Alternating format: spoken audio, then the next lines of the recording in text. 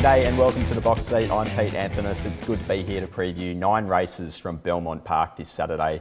A quick look at the forecast, mostly sunny and 20 degrees. The rail's in the 4 metre position and I'm expecting a good forward track for racing.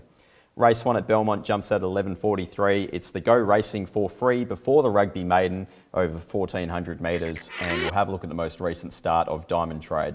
As they come into the home straight, the full quid at the 300, tackled immediately though by Locklear, and Locklear surges to the lead now. Races about 2 in front from War Secrets. They're struggling back in the field at the moment. Now into the open, the favourite Diamond Trade spots a bit of daylight. It's still Locklear though with 100 left to go. Look at Diamond Trade. Locklear clinging on desperately though, and it will hold Diamond Trade. Locklear scored from Diamond.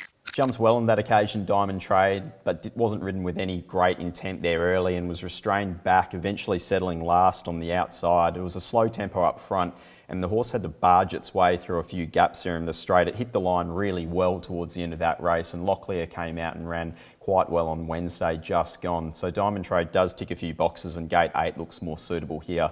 The second pick in this first event is A Millionite, the 6, who has been racing very consistently so far this preparation, but just hasn't won. And I'm expecting probably something similar. From gate 7, Chris Parnham will put the horse into the race, I'm sure.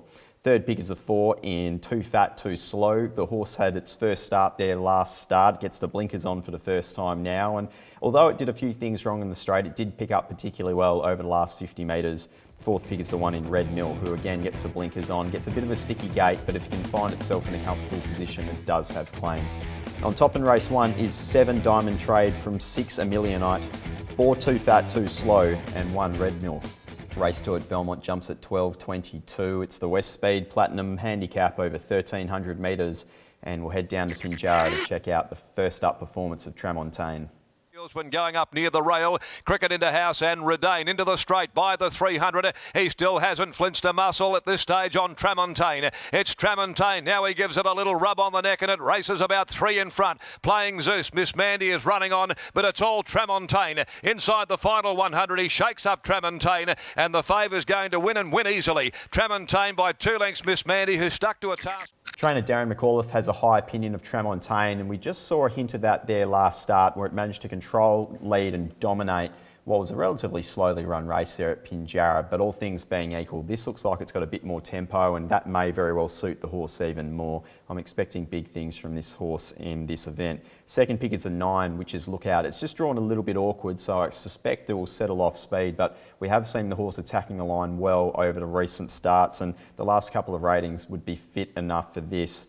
Third pick is the 5 My Lady Fair, who probably again won't be leading this event, although it does step up in distance. There's just a few other contenders there, but it should be able to box seat and certainly has claims off recent ratings. The fourth pick is the 3 in Zephyr Queen, who again is at a career best level so far this prep. It won the first 2 starts and was only collared late there in the pace in the most recent performance.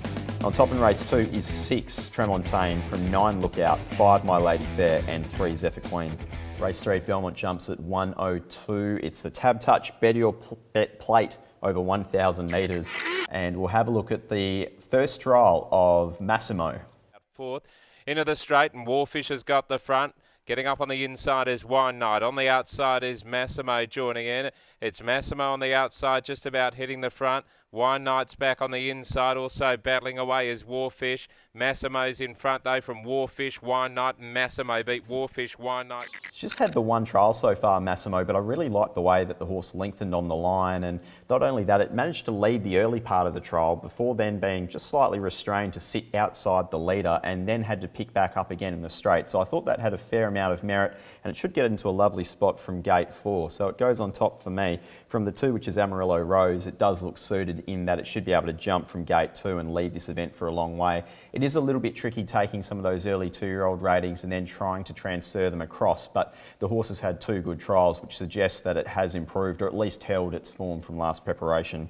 Third pick is the 5 At War, which has just trialled consistently. It seems to have trialled a little bit better in slower tempo trials, and that will probably be the case here. It doesn't look like it will be electric up front.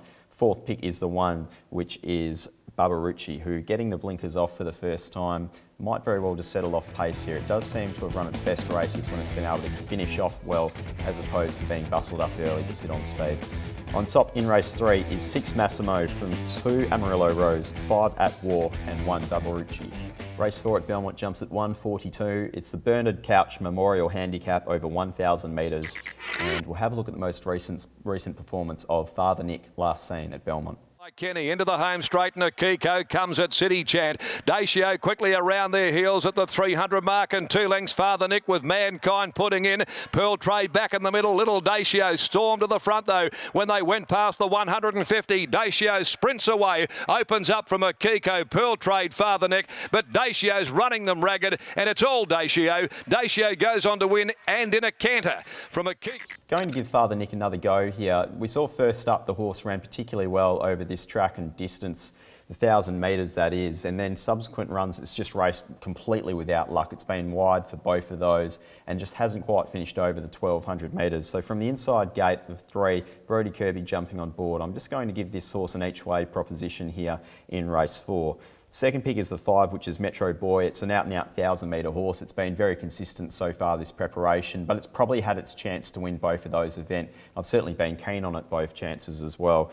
So from this gate here with 7, I suspect it'll probably put itself into the race once more.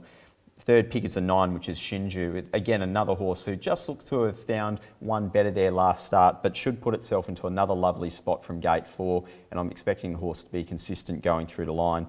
Fourth pick is a 10 in Classic Chant, who's coming from that Unitime 6-horse field, and every horse that's come out of that race has been subsequently undefeated. So with that in mind, Classic Chant has to be considered. On top in race 4 is the 2 Father Nick from 5 Metro Boy, 9 Shinju and 10 Classic Chant.